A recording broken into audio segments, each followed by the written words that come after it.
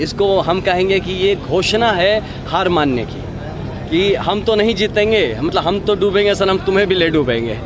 ये ना कि आनंद आनंद करके ये काटने का प्रयत्न है, आपको भी पता है ऐसा नहीं करना चाहिए था।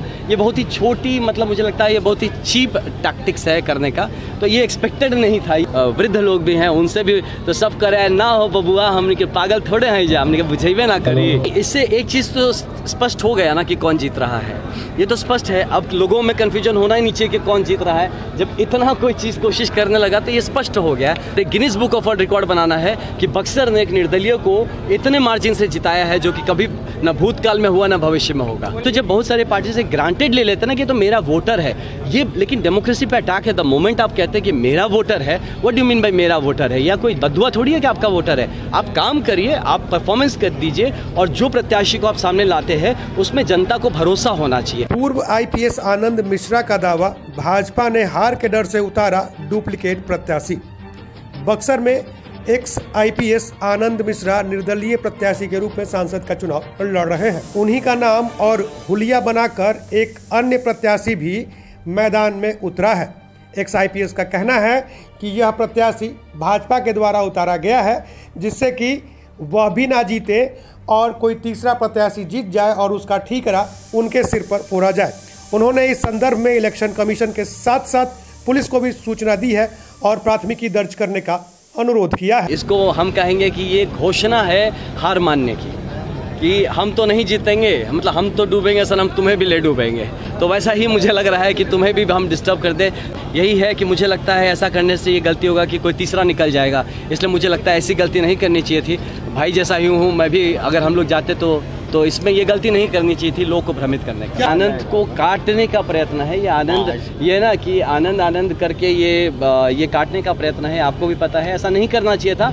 ये बहुत ही छोटी, मतलब मुझे लगता है ये बहुत ही चीप टैक्टिक्स है करने का, तो ये एक्सपेक्टेड नहीं था। ये मतलब होता ना, शिकायत भी आपने हमने ऑलरेडी कर दिया है, मैंने ECI को किया है, इलेक्शन कमीशन ऑफ इंडिया को भी किया है। मैंने इसका संज्ञान लेने को पुलिस में भी दिया है कि अगर उनको मेरिट समझ में आए तो इस पर एक FIR की तर्ज पे भी इसको होना चाहिए। मैंने इसको नोटिस ऑब्जर्वर के पास भी लाया हूँ और यहाँ पे जो रिटर्निंग ऑफिसर है उनको भी दिया हूँ। आपका नहीं है, वो एडिटेड है, वो चेहरा एडिटेड है। मुझे लगता है मेरा ही ऊपर वाला उठा के टांग के उस पर लगा दिया गया। अब मेरी हंसी को, क्योंकि उन भाई साहब की हंसी वगैरह बाकी फोटोज में तो कहीं हंसते नजर ही नहीं आ रहे, अचानक से इलेक्शन वाली फोटो में ऐसे मेरी जैसी हंसी कहाँ से आ गई। होता ना कि आदमी अपनी हार को लेके जब निश्चित हो जाता है कि अब तो हम हार ही रहे हैं तो इसको भी हम काट दें, तो ये करके ये गलती कर रहे हैं कि इसमें फिर जो तीसरा पक्ष है कोई, उसको फायदा मिल जाएगा। देखिए ये वक्त आ गया है, श्री राम जी की शिक्षा भूमि रही है, यहाँ पे हम सकारात्मक राजनीति शुरुआत किया जाए। बट ये लग रहा है साम दाम दंड भेद सब कुछ लग रहा है, और लेकिन हम इससे तैयार हैं। हमारे जितने भी कार्यकर्ता हैं सब में जोश खरोश है। मैं गांव तक गया, हम जो हमारे जो बहुत ही मतलब क्या कहे वृद्ध लोग भी हैं, उनसे भी तो सब करे ना हो बबुआ, हमने के पागल थोड़े हैं जा, हमने के बुझेबे ना करी।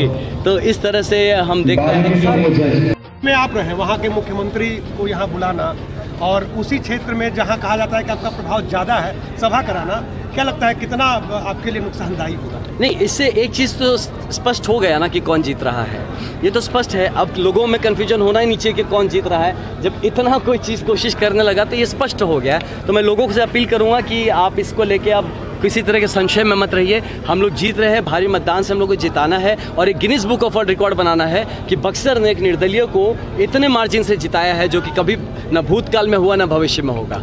आज जो जिस तरह की पूरे देश में चर्चा है, क्या माना जाए, सत्ता पक्ष डरा हुआ है? नहीं, डरा कर नहीं बताएंगे, लेकिन ये चीज़ ज़रूर है कि अब जनता जागरूक हो रही है।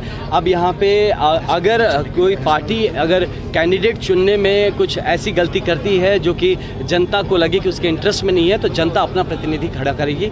तो इसलिए वक्त बदल रहा है और ये अच्छी बात है। देखिए इससे क्या होगा ना कि पार्टीज़ की भी रिस्पॉन्सिबिलिटी, जिम्मेदारी होती है कि आप अच्छा कैंडिडेट पेश करिए जनता के सामने जो बेस्ट हो सकता है। तो ये जिम्मेदारी रिवाइज करना, नहीं तो जब बहुत सारे पार्टी से ग्रांटेड ले लेते हैं ना कि तो मेरा वोटर है ये, लेकिन डेमोक्रेसी पे अटैक है। द मोमेंट आप कहते हैं कि मेरा वोटर है, what do you mean by मेरा वोटर है? या कोई बदुआ थोड़ी है कि आपका वोटर है। आप काम करिए, आप परफॉर्मेंस कर दीजिए, और जो प्रत्याशी को आप सामने लाते हैं उसमें जनता को भरोसा होना चाहिए। तो इससे ये बड़ा मैसेज जाएगा। मैं निर्दलीय होने के इसमें नहीं कह रहा हूँ कि सबको निर्दलीय होना चाहिए, पार्टी होना, संगठन होना बहुत अच्छी बात है। कम से कम ये मैसेज जाए कि आप अपने कैंडिडेट को चुनते वक्त ये कुछ बेसिक चीज़ों का जो जनता के हित का ध्यान में रख के कैंडिडेट चुनिए।